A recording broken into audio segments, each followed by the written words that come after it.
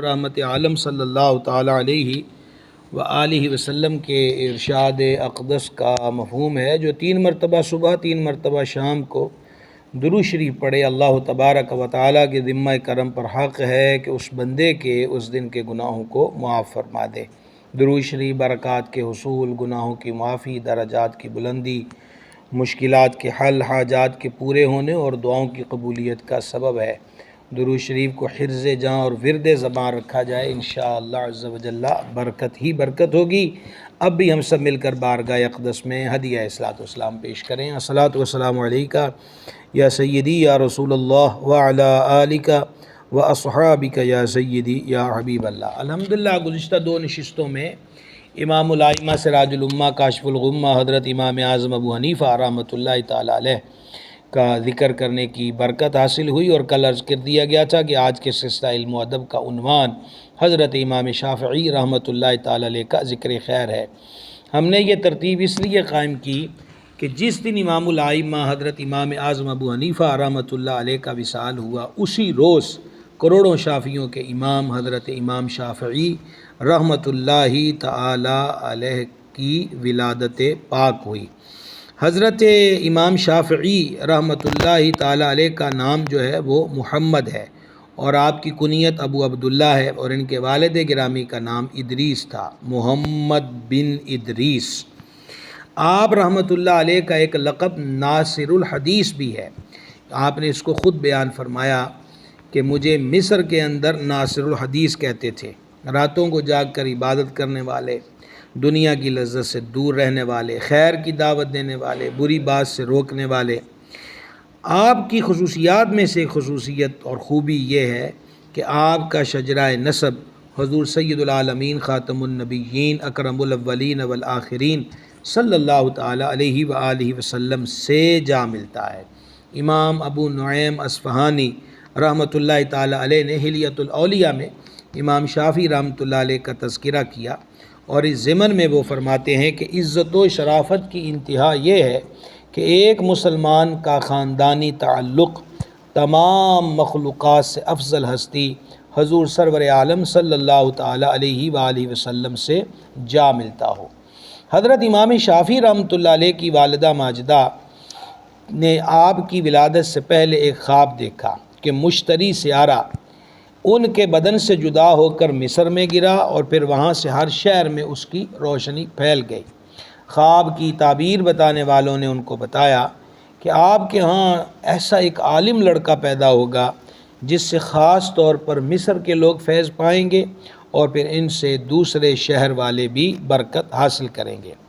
حضرت امام شافعی رحمۃ اللہ تعالی علیہ کی ولادت کے بارے میں آپ کو عرض کر دیا گیا کہ 150 ہجری میں 150 ہجری کو فلسطین کے علاقے غزہ، جو آج کل ظلم و ستم اور جور و جبر کا نشانہ بنا ہوا ہے، غزہ، یا بعض کتابوں میں ہے کہ فلسطین کا شہر عسقلان، وہاں پر آپ کی ولادت ہوئی۔ جب آپ کی عمر 2 سال کی ہوئی تو آپ کے والد گرامی رحمۃ اللہ علیہ کا وصال ہو گیا۔ پھر آپ کی والدہ ماجدہ آپ کو لے کر مکہ شریف میں تشریف لے آئیں، اور مکہ شریف ہی میں آپ کی پرورش ہوئی، اور وہیں آپ نے دین کا علم حاصل کیا۔ یتیمی کا داغ، باپ کا سایہ سر سے اٹھ جانا، یہ ایک ایسا امر ہے جو اکثر اولیاء اور صلحاء اور ائمہ کو اس راہ سے گزرنا پڑا، اور انہی میں حضرت امام شافعی رحمۃ اللہ تعالی علیہ بھی ہیں۔ آپ اپنی چھوٹی عمر کے تذکرے کرتے ہوئے بیان کرتے ہیں کہ میں اشعار تلاش کر کے لکھتا رہتا تھا۔ ایک دن میں مکہ مکرمہ کے کسی راستے پر جا رہا تھا کہ کسی پکارنے والے کو میں نے سنا کہ اس نے کہا، اے محمد بن ادریس، تم علم حاصل کرو۔ میں نے مڑ کر دیکھا تو کوئی نظر نہ آیا، لیکن میں نے اس غیبی آواز پر لبیک کہتے ہوئے دین کا علم سیکھنا شروع کر دیا۔ اور اس وقت آپ کے پاس چونکہ مال کی بہت کمی تھی، فرماتے ہیں کہ پھٹے پرانے کپڑوں کے ٹکڑوں پر علم کی باتیں لکھ کر مٹکے میں ڈال دیا کرتا تھا، یہاں تک کہ وہ مٹکا بھی بھر گیا۔ میں یتیم تھا اور میری والدہ ماجدہ کے پاس میرے تعلیمی اخراجات کے لیے بھی کوئی رقم موجود نہیں تھی۔ امام شافعی رحمۃ اللہ علیہ کے پاس معلم کو پیش کرنے کے لیے کوئی پیسہ نہیں تھا۔ آج کے دور کے اندر ہمارے دینی طلباء کو گھروں کی طرف سے بھی سہولتیں ہیں، دینی اداروں کی طرف سے بھی کثیر سہولتیں ہیں۔ اے کاش کے اسلاف والا شوق حصول علم، اکتساب علم بھی سینوں میں پیدا ہو جائے تو انشاءاللہ عز و جل بہت بہتری ہوگی۔ امام شافعی رحمۃ اللہ تعالی علیہ آپ کو ایک معلم کے پاس لے کر گئیں تو وہاں پر یہ معاملہ طے پایا کہ جب یہ استاد صاحب مدرسے سے کہیں جائیں گے تو ان کی عدم موجودگی میں امام شافعی رحمۃ اللہ علیہ نگرانی کیا کریں گے۔ امام شافعی رحمۃ اللہ علیہ کو اللہ تعالیٰ نے قوت حافظہ سے نوازا۔ 7 سال کی عمر میں امام شافعی علیہ رحمت نے قرآن کریم حفظ کر لیا، اور پھر فرماتے ہیں جب میں مسجد میں جاتا تو علماء کرام کے پاس بیٹھ کر حدیث اور دینی مسائل یاد کرنا شروع کر دیے۔ وادی خیف جو مکہ شریف میں ہے اس کے قریب امام شافعی کا گھر تھا۔ فرماتے ہیں مجھے کوئی چمکدار، چونکہ وہ خشک ہو چکی ہوتی ہے ہڈی، نظر آتی تو میں اس پر حدیث یا مسئلہ لکھ لیتا تھا، کیونکہ وہ کاغذ کا دور نہیں تھا۔ جب وہ ہڈی بھر جاتی تو میں اسے ایک پرانے گھڑے میں ڈال دیتا۔ اللہ تبارک و تعالیٰ نے پھر ان پر علم کے دروازے کھولے، یہاں تک کہ حضرت مسلم بن خالد زنجی رحمۃ اللہ تعالی علیہ نے امام شافعی کو فتویٰ لکھنے کی ترغیب دیتے ہوئے فرمایا، اے ابو عبداللہ تم فتویٰ دیا کرو، بخدا تمہارے فتویٰ دینے کا وقت آ چکا ہے۔ اور جب آپ نے یہ معاملہ کیا ہے فتویٰ دینے کا، اس وقت حضرت امام شافعی رحمۃ اللہ تعالی علیہ کی عمر 15 سال تھی۔ یہاں پر میں اس مقام پہ رکتے ہوئے 15 سال کی عمر میں فتویٰ دینا شروع کیا ہے، یہ امام ابو نعیم نے حلیۃ الاولیاء میں اس کو لکھا ہے، اور امام ذہبی رحمۃ اللہ علیہ نے سیر اعلام النبلاء کے اندر اس بات کو نقل کیا ہے۔ اعلیٰ حضرت عظیم البرکت شاہ امام احمد رضا قادری رحمۃ اللہ علیہ کو بھی اللہ کریم نے قوت حافظہ سے نوازا تھا۔ جس دن آپ بالغ ہوئے ہیں آپ نے اسی دن پہلے فتویٰ دیا۔ بعض لوگ اسے اچنبھے کی بات کہتے ہیں، یہ فضل مولا ہے، جس پر اللہ تعالیٰ کا فضل ہو جائے اس کا سینہ علم و عرفاں کے لیے کھول دیا جاتا ہے۔ امام شافعی رحمۃ اللہ تعالیٰ علیہ کے تذکرے میں ائمہ شوافع نے آپ کی منقبت اور فضیلت کے ضمن میں اس بات کو بیان کیا ہے۔ حدیث شریف ہے جسے امام بہقی رحمہ اللہ نے نقل کیا ہے کہ نبی کریم صلی اللہ تعالیٰ علیہ وآلہ وسلم نے فرمایا، قریش کو گالی نہ دو، بے شک ان کا عالم زمین کو علم سے بھر دے گا۔ امام اعظم ابو حنیفہ رحمۃ اللہ علیہ کے لیے یہ حدیث مبارکہ کہ فرمایا حضور پر نور سید عالم صلی اللہ تعالیٰ علیہ وسلم نے حضرت سرکار سیدنا سلمان فارسی رضی اللہ تعالیٰ عنہ کے سر پہ ہاتھ رکھتے ہوئے کہ اس کے یعنی کہ نسل سے، کیونکہ حضرت سلمان فارسی اہل فارس میں سے تھے، تو فرمایا اہل فارس کا ایک ایسا فرد ہوگا کہ اگر علم ثریا ستارے پر بھی ہوا تو اسے وہاں سے بھی پالے گا۔ تو یہاں پر امام جلال الدین سیوطی و دیگر حضرات بیان فرماتے ہیں کہ اس حدیث میں جس ذات کی طرف اشارہ ہے وہ تصدیق ہوتی ہے امام اعظم ابو حنیفہ رحمۃ اللہ علیہ پر۔ اور یہ جو حدیث ابھی پڑھی گئی کہ فرما قریش کو گالی نہ دو کہ قریش کا ایک عالم دنیا کو علم سے بھر دے گا، زمین کو علم سے بھر دے گا، امام بہقی رحمہ اللہ یہ حدیث نقل کر کے فرماتے ہیں کہ ہمارے علماء کی ایک جماعت کا کہنا ہے کہ جس عالم کا ذکر اس حدیث پاک میں ہوا ہے اس سے مراد امام شافعی رحمۃ اللہ علیہ کی ذات ہے، اور یہی بات حضرت سیدنا امام احمد بن حنبل رحمۃ اللہ تعالی علیہ نے بھی بیان فرمائی۔ امام شافعی رحمۃ اللہ تعالی علیہ کا امت پر بہت بڑا احسان ہے۔ یاد رکھیں امام شافعی رحمۃ اللہ تعالی علیہ کو جو سہارے ملے ہیں ان میں سے ایک سہارا تو حضرت مسلم بن خالد زنجی علیہ رحمت کا ہے۔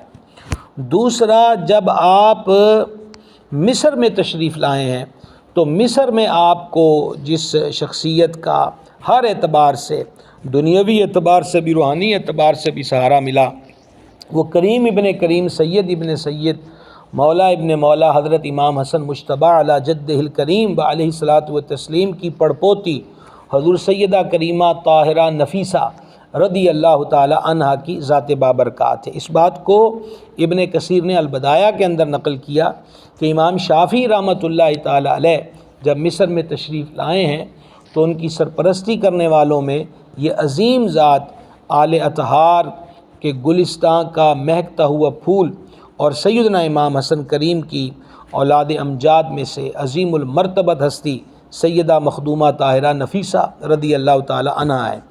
حضرت طاہرہ نفیسہ پاک رضی اللہ تعالی عنہا کے ساتھ امام شافعی علیہ رحمت کا حسن عقیدت یہ تھا کہ انہوں نے وصیت کی ہوئی تھی جس کو پورا کیا گیا کہ جب آپ کا جنازہ مبارک تیار ہوا تو وہ حضور سیدہ کریمہ طاہرہ نفیسہ کے آستانے پر لے جایا گیا اور وہاں پر آپ کا جنازہ پڑا، اور اس دعا کے اندر حضور سیدہ طاہرہ نفیسہ رضی اللہ تعالی عنہا بھی شامل تھیں۔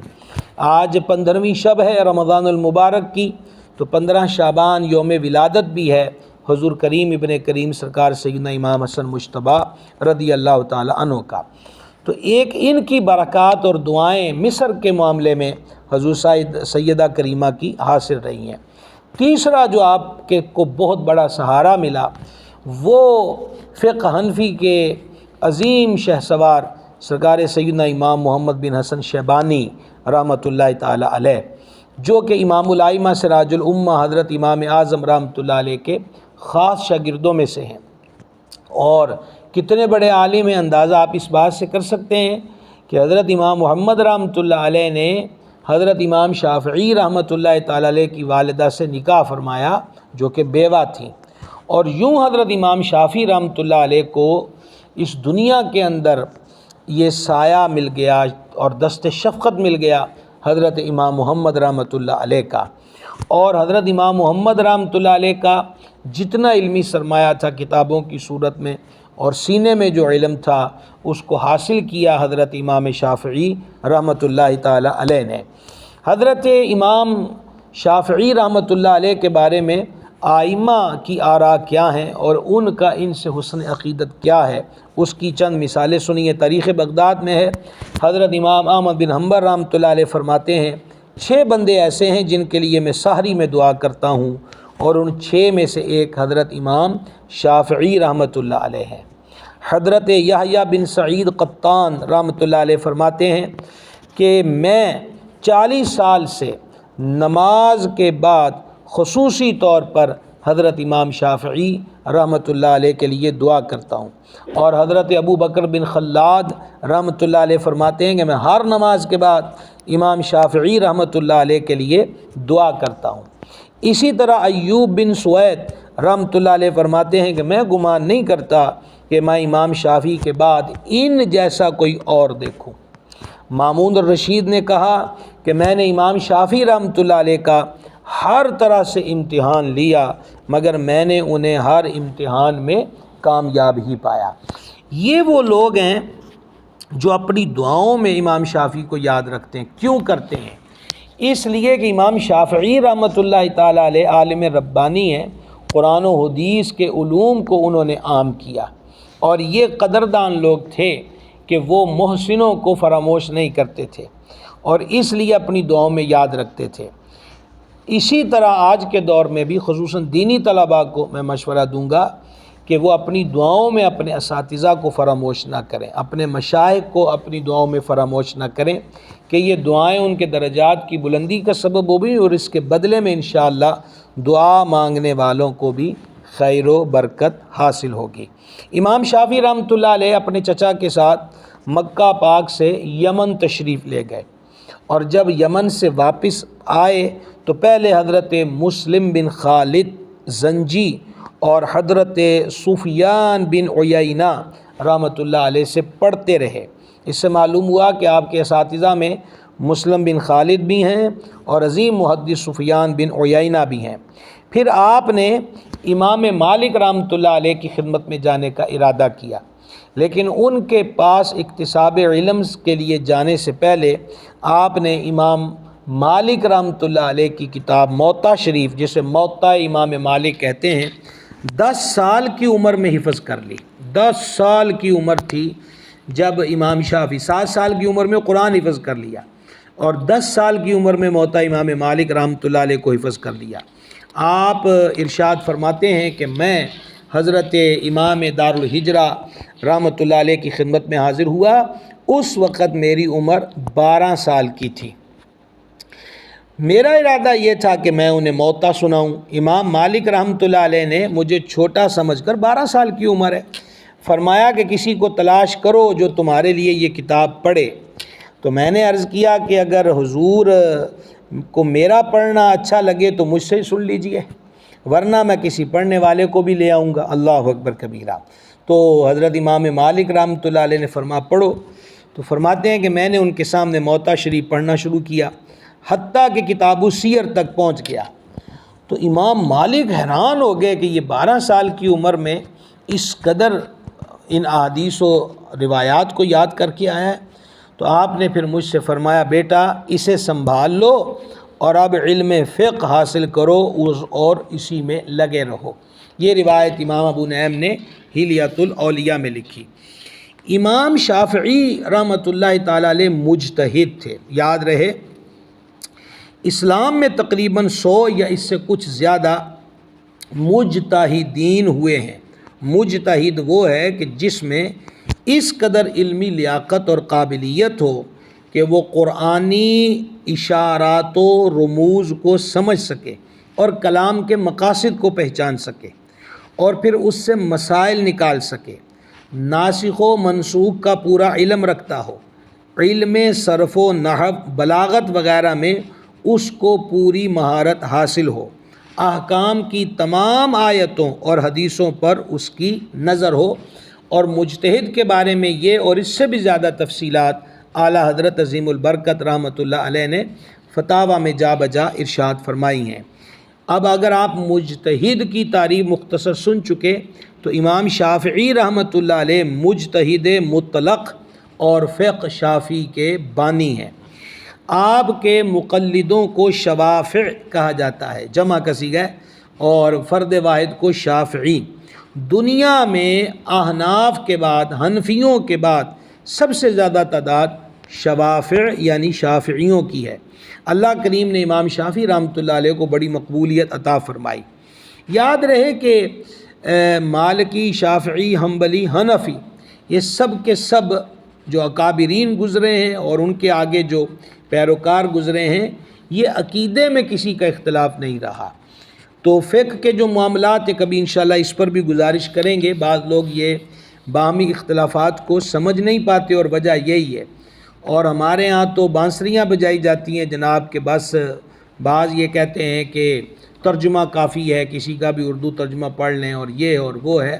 یہ علم کی دنیا اور دنیا ہے، اور جو ساحل پر بھی نہیں پہنچا اور وہ کہے کہ سمندر اتنا گہرا ہے تو اس کی بات پہ کہاں کان دھرے جائیں گے۔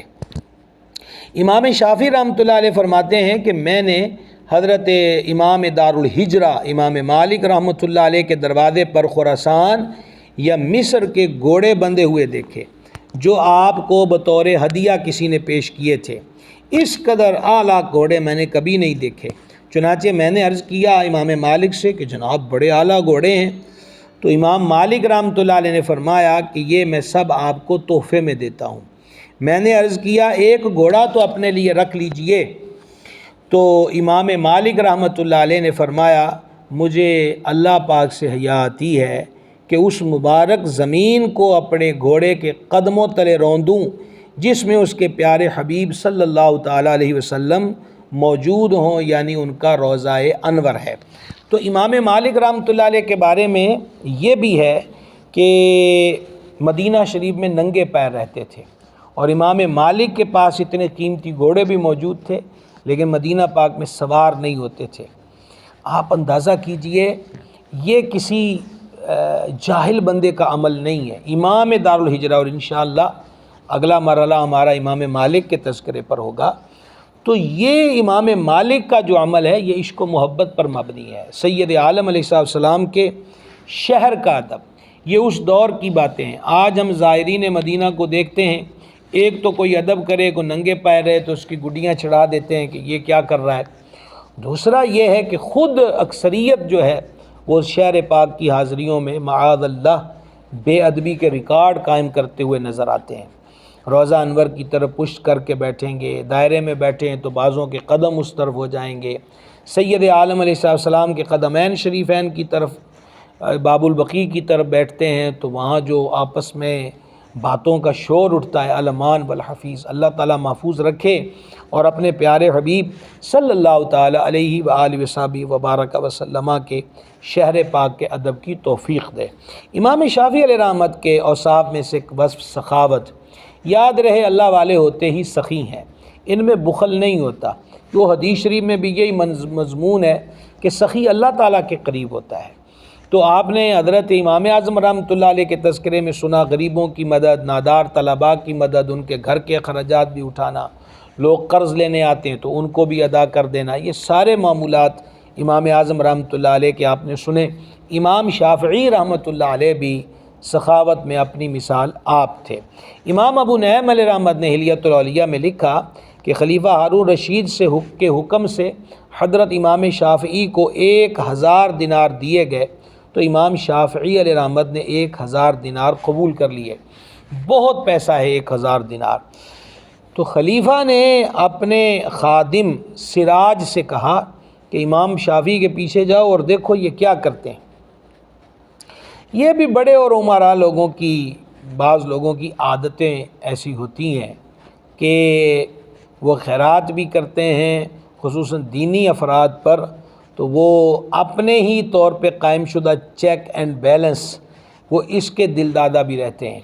تو اب امام شافعی علیہ رحمت کے پیچھے خلیفہ کا جو خادم سراج ہے وہ جا رہا ہے، تو اس نے کیا دیکھا؟ اس نے یہ دیکھا کہ حضرت امام شافعی جب یہ 1000 کا عطیہ قبول کر کے نکلے ہیں تو آپ مٹھی بھر بھر کر وہ دینار لوگوں کو راستے میں دیتے جا رہے ہیں، یہاں تک کہ گھر کے دروازے پر پہنچ گئے۔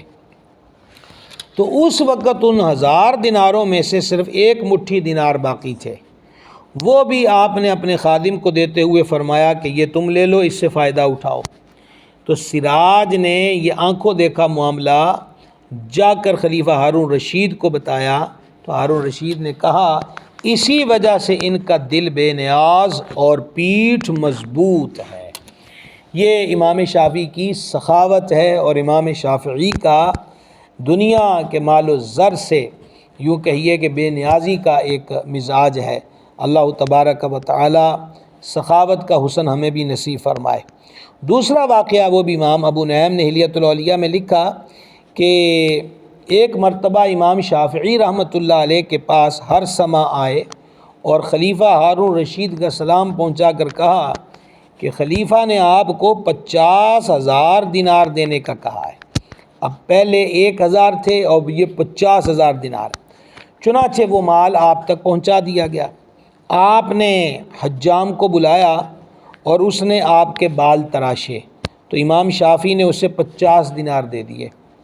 پھر کپڑے کے ٹکڑوں میں دیناروں کی پوٹلیاں، یعنی کہ آپ کہہ سکتے ہیں چھوٹے چھوٹے بیگ، وہ بنائے اور جتنے قرشی وہاں موجود تھے اور جو مکہ مکرمہ میں تھے ان میں تقسیم فرما دیے، حتیٰ کہ جب امام شافعی یہ 50,000 دینار لے کر تقسیم کرنے نکلے ہیں اور اپنے گھر کے قریب پہنچے ہیں تو 100 دینار سے بھی کم ان کے پاس تھے۔ اللہ اکبر کبیرہ۔ یہ امام شافعی رحمۃ اللہ تعالی علیہ کی سخاوت بھی ہے اور حضرت امام شافعی علیہ رحمت کا اللہ کی ذات پہ توکل بھی ہے۔ امام شارانی علیہ رحمت نے لکھا ہے کہ جو امام شافعی کی انگوٹھی تھی اس پر یہ نقش تھا کفا باللہ ثقۃ لمحمد بن ادریس، یعنی محمد بن ادریس کے لیے اللہ پاک پر اعتماد کرنا کافی ہے۔ اللہ اکبر کبیرہ۔ امام شافعی علیہ رحمت کے بارے میں امام ابو نعیم مزید نقل کرتے ہیں کہ ابو ثور رحمۃ اللہ علیہ نے فرمایا کہ امام شافعی اپنے سخی دل ہونے کے سبب بہت ہی کم اپنے پاس کچھ بچاتے تھے۔ امام مزنی علیہ رحمت بیان کرتے ہیں کہ میں نے امام شافعی سے زیادہ کسی کو سخی نہیں دیکھا۔ عید کی رات ایک مسئلے پر گفتگو کرتے ہوئے میں آپ کے ساتھ مسجد سے نکلا اور آپ کے دروازے پر پہنچا تو ایک غلام آیا اور آپ سے کہا میرے آقا نے آپ کو سلام کہا ہے اور یہ پیسوں کی تھیلی آپ کے لیے دی ہے۔ آپ نے وہ تھیلی لے کر اپنی آستین میں رکھ لی اور اتنے میں جب آپ نے وہ تھیلی آستین میں رکھی، ایک شاگرد آپ کی خدمت میں جو آپ کا شاگرد تھا حاضر ہوا اور کہنے لگا، اے ابو عبداللہ، ابھی میرے ہاں بچے کی ولادت ہوئی ہے اور میرے پاس کوئی چیز نہیں۔ تو آپ نے وہ تھیلی فوراً اپنے شاگرد کے حوالے کر دی اور خود خالی ہاتھ گھر تشریف لے گئے۔ حضرت ربیع بن سلیمان رحمۃ اللہ علیہ فرماتے ہیں کہ میں نے شادی کی تو امام شافعی علیہ رحمت نے مجھ سے پوچھا کہ مہر کتنا رکھا ہے؟ میں نے عرض کیا 30 دینار۔ تو فرمایا کہ اس میں سے ادا کتنا کیا ہے؟ میں نے عرض کیا صرف 6 دینار ادا کیے ہیں۔ تو امام شافعی رحمۃ اللہ علیہ اپنے گھر گئے اور میری طرف ایک تھیلی بھجوائی جس میں 24 دینار تھے۔ تو یہ نوازشات کا انداز تھا حضرت امام شافعی رحمۃ اللہ تعالی علیہ کا۔ امام شافعی فرماتے ہیں کہ مجھے 2 چیزوں میں بڑی دلچسپی تھی، ایک تیر اندازی میں اور دوسرا علم حاصل کرنا۔ اور فرماتے تیر اندازی میں میں نے ایسی مہارت حاصل کر لی کہ 10 تیر چلاتا تو 10 کے 10 نشانے پہ لگتے۔ اس بات کو روایت کرنے والے صاحب کہتے ہیں کہ علم کے حوالے سے آپ خاموش ہو گئے، تیر اندازی کا تو بتا دیا لیکن علم کے بارے میں نہیں بتایا۔ تو میں نے عرض کیا اللہ پاک کی قسم، علم میں تو آپ اپنی تیر اندازی سے بھی بڑھ کر ہیں۔ امام شافعی رحمۃ اللہ تعالی علیہ کا جو خد و خال اور حسن و جمال تھا اس کے بارے میں امام مزنی رحمۃ اللہ علیہ فرماتے ہیں کہ میں نے امام شافعی علیہ رحمت سے بڑھ کر زیادہ ان سے حسین و جمیل نہیں دیکھا۔ آپ کے رخسار مبارک ہلکے پھلکے تھے اور آپ کی داڑھی مبارک ایک مٹھی تھی، جب داڑھی شریف پہ ہاتھ رکھتے تو ایک مشت سے زیادہ نہ ہوتی، اور داڑھی شریف پر مہندی لگاتے تھے۔ ابن کثیر نے البدایہ میں لکھا کہ آپ مہندی روافض کی مخالفت میں لگاتے تھے اپنی ریش مبارک میں، اور آپ خوشبو بہت زیادہ پسند فرماتے تھے۔ اچھا، امام اعظم ابو حنیفہ علیہ رحمت بھی خوشبو بہت پسند فرماتے تھے اور خوشبو کا کثرت سے استعمال کرتے تھے، حتیٰ کہ جب آپ کسی جگہ تشریف لے جاتے تو کہتے ہیں کہ آپ سے پہلے آپ کی خوشبو بتا دیتی تھی کہ امام ابو حنیفہ آ رہے ہیں۔ اور یہی معمول جو ہے وہ حضرت امام شافعی رحمۃ اللہ تعالی علیہ کا ہے۔ خوشبو کا استعمال کرنا چاہیے، خصوصاً مسجد میں آئیں، جیسے آج کل الحمدللہ اکثریت کی حاضریاں ہیں تو مسجد میں خوشبو لگا کر آیا جائے، ویسے خوشبودار رہا جائے۔ بدبو اور تعفن یہ کوئی پسندیدہ امر نہیں ہے، خصوصاً ہمارے ائمہ مساجد جو ہیں، مساجد اور دینی امور والے جو حضرات ہیں، ان کو اور زیادہ صاف ستھرا اور خوشبودار رہنا چاہیے، لیکن نیت حسن رکھیں ہمیشہ۔ خوشبو سید عالم صلی اللہ تعالیٰ علیہ وسلم کی پسند اور سنت سمجھ کر لگائی جائے تو انشاءاللہ اس سے اجر بھی حاصل ہوگا۔ گرامی قدر حضرات، مکہ مکرمہ زادہ اللہ شرفا و تکریما و تعظیما، اس میں مسجد الحرام شریف جہاں بیت اللہ شریف ہے، یہاں مختلف ادوار کے اندر صحابہ و تابعین علیہ رضوان علمی حلقے لگاتے تھے اور فتویٰ دیا کرتے تھے۔ سیدنا عبداللہ بن عباس رضی اللہ تعالیٰ عنہما کے پاس بھی یہ ذمہ داری رہی کہ فتوے کا حلقہ حرم مکہ میں وہ لگاتے تھے، تو لوگ آپ سے سوالات پوچھتے تھے۔ ان کے بعد عظیم تابعی بزرگ حضرت عطا بن ابی رباح رحمۃ اللہ علیہ یہ حلقہ لگاتے تھے، اور حضرت عطا کی صحبت میں امام الائمہ امام اعظم ابو حنیفہ رحمۃ اللہ علیہ بھی رہے ہیں۔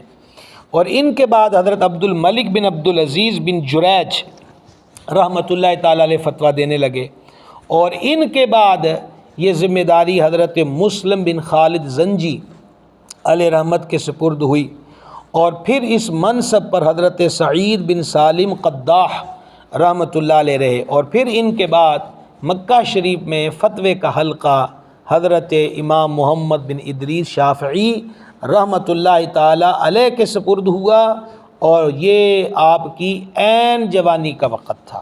کیا شان ہے علم کی کہ جوانی کے جوبن میں مکہ شریف میں لوگوں کے مسائل کا جواب اور فتویٰ دینے کی سعادت اور عہدہ حضرت امام شافعی رحمۃ اللہ تعالی علیہ کے پاس تھا۔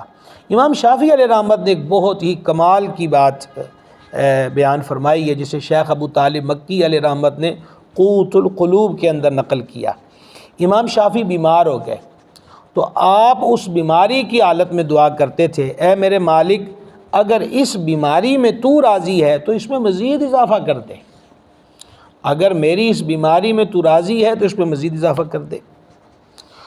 اللہ اکبر کبیرہ۔ تو شہر کے اطراف میں سے ایک بزرگ ہوئے ہیں حضرت ادریس بن یحییٰ معافری رحمۃ اللہ علیہ، انہوں نے امام شافعی کو خط بھیجا اور اس میں لکھا کہ اے ابو عبداللہ، ہمارے لیے بہتر یہ ہے کہ ہم اللہ پاک سے عافیت کا سوال کیا کریں، عافیت کا سوال۔ اس کے بعد حضرت امام شافعی رحمۃ اللہ علیہ نے اپنے اس قول سے رجوع کرتے ہوئے عرض کیا، میں اللہ پاک سے مغفرت طلب کرتا ہوں اور اس کی بارگاہ میں توبہ کرتا ہوں۔ دیکھیں، یہ ہوتی ہے علم کی شان۔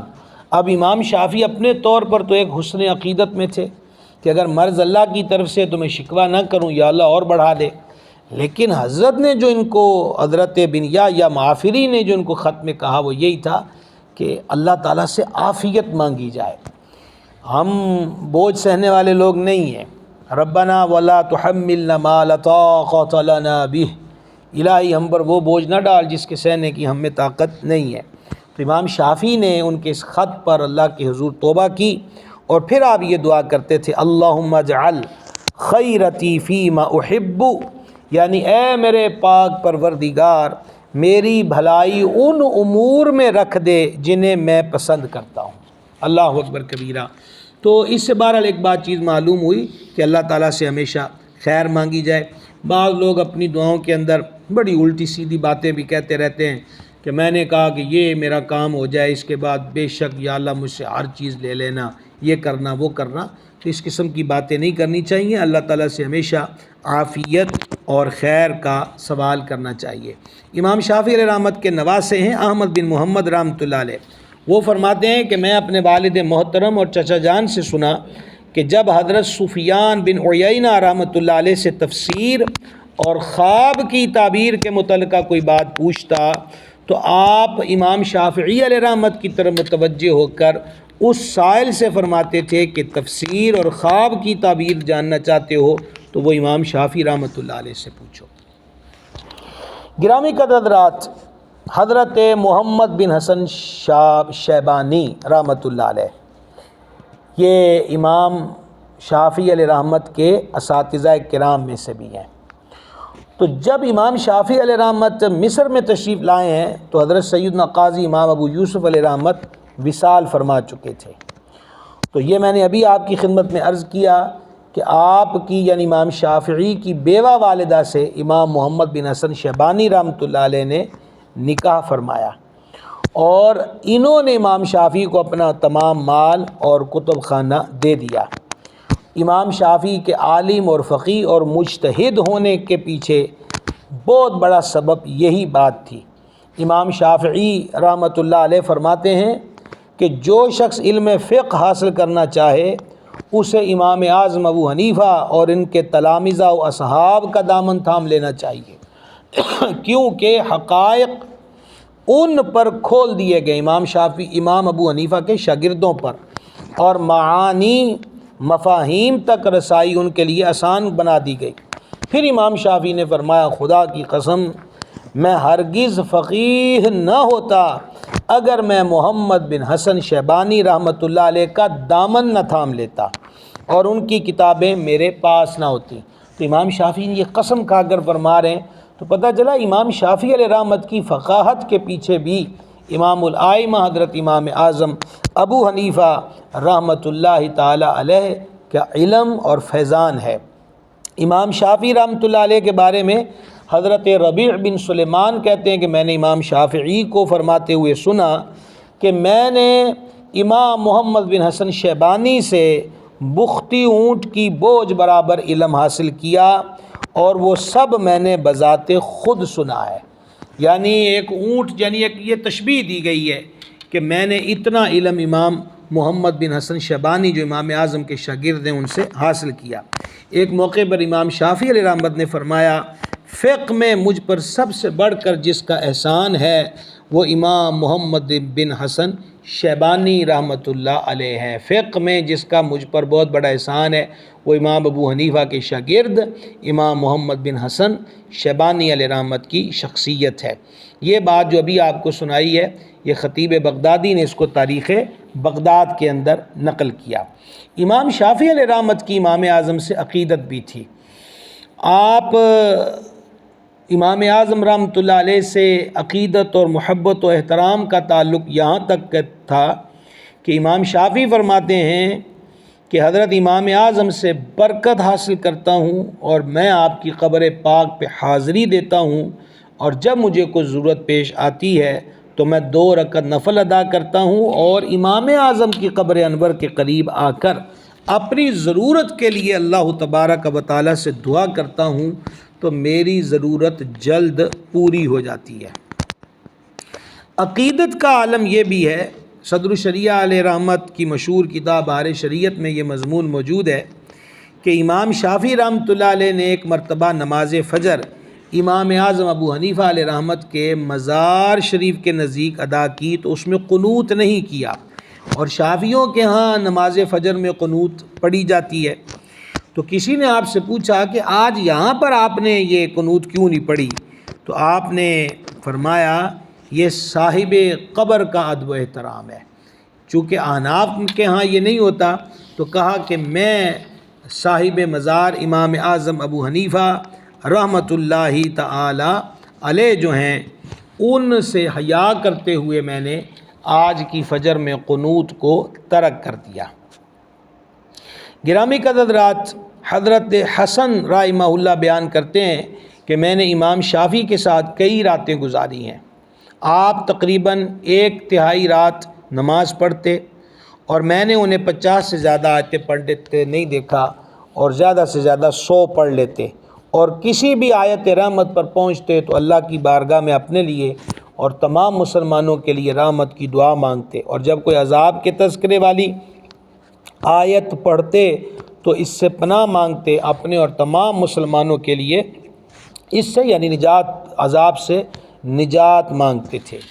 امام شافعی رحمۃ اللہ تعالی علیہ نے رات کو 3 حصوں میں تقسیم کر دیا تھا، 1/3 علم کے لیے، 1/3 عبادت کے لیے اور 1/3 آرام کے لیے۔ آپ رمضان المبارک میں 60 ختم قرآن ختم کرتے تھے۔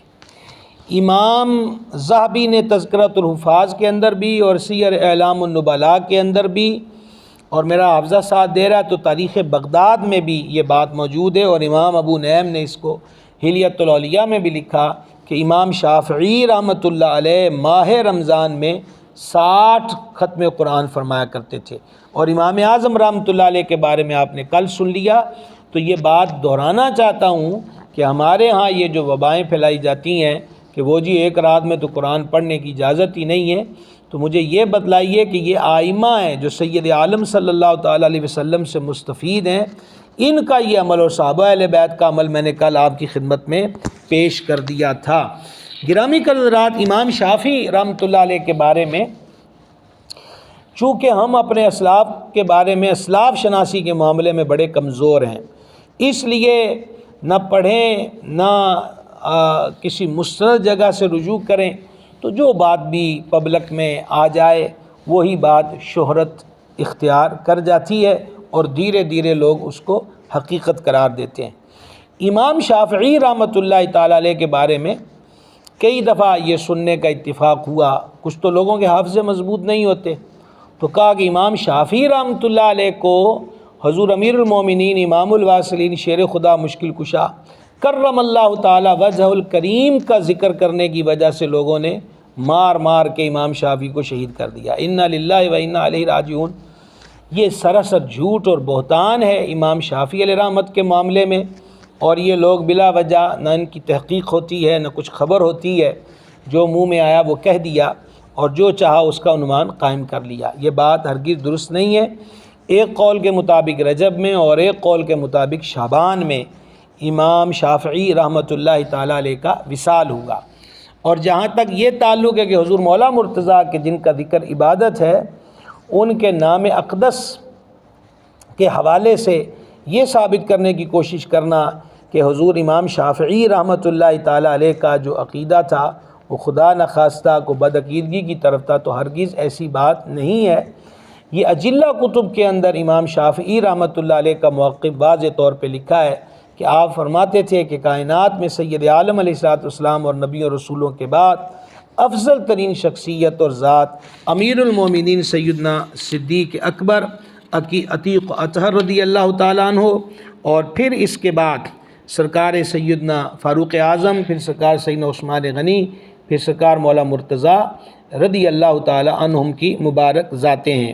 حلیۃ الاولیاء میں امام ابو نعیم اصفہانی نے اس امام شافعی کے قول کو نقل کیا ہے کہ سیدنا ابو بکر صدیق رضی اللہ تعالیٰ عنہ کی خلافت پر لوگوں نے اتفاق کیا، اور پھر آپ نے حضرت فاروق اعظم رضی اللہ تعالیٰ عنہ کو خلیفہ بنایا، یعنی سرکار صدیق پاک نے، جب کہ انہوں نے 6 افراد کی شورا بنائی، یعنی حضرت فاروق اعظم نے، کہ اپنے میں سے کسی ایک کو خلیفہ منتخب کر لیں، تو شورا نے خلافت حضرت عثمان غنی رضی اللہ تعالیٰ عنہ کو سپرد کر دی۔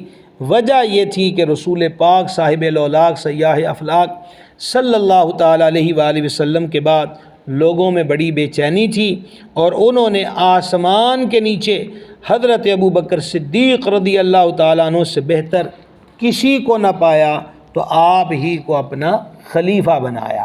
یہ حضرت امام شافعی کا فرمان ہے جو حلیۃ الاولیاء میں لکھا ہوا ہے۔ اور حلیۃ الاولیاء میں یہ بات ہے کہ حضرت ربیع فرماتے ہیں کہ میں نے امام شافعی علیہ رحمت کو فرماتے ہوئے سنا کہ رسول پاک صاحب الاولاق صلی اللہ تعالیٰ علیہ وسلم کے بعد لوگوں میں سب سے افضل حضرت سیدنا ابو بکر صدیق العتیق رضی اللہ تعالیٰ عنہ کی ذات بابرکات ہے۔ تو ایک ہے نقابت اور فن خطابت کا جہاں، اور ایک ہے اصل میں بنیاد کا اور علم کا اور حقائق کا جہاں۔ بہرحال امام شافعی رحمۃ اللہ تعالیٰ علیہ ایک سرمایہ ہیں اسلام کا۔ امام شافعی رحمۃ اللہ تعالیٰ علیہ حضور صلی اللہ تعالیٰ علیہ وسلم کے علوم اور حضور علیہ السلام کی نوازشات کا مرکز ہیں، اور امام شافعی رحمۃ اللہ تعالیٰ علیہ کروڑوں شافعیوں کے امام ہیں۔ اور امام شافعی کا یہ عمل کہ امام اعظم علیہ رحمت کے مزار پر بھی ان سے عیاء کرنا، یہ اس بات کی دلیل ہے کہ یہ اختلاف ضد، انا، تعصب اور ہٹ درمی کے نہیں ہے، یہ وہی اختلاف ہے جسے رحمت کہا گیا۔ تو کروڑوں اور بے حد اور ان گنت رحمتوں کا نزول ہو حضرت امام شافعی رحمۃ اللہ علیہ کے مزار گہربار پر۔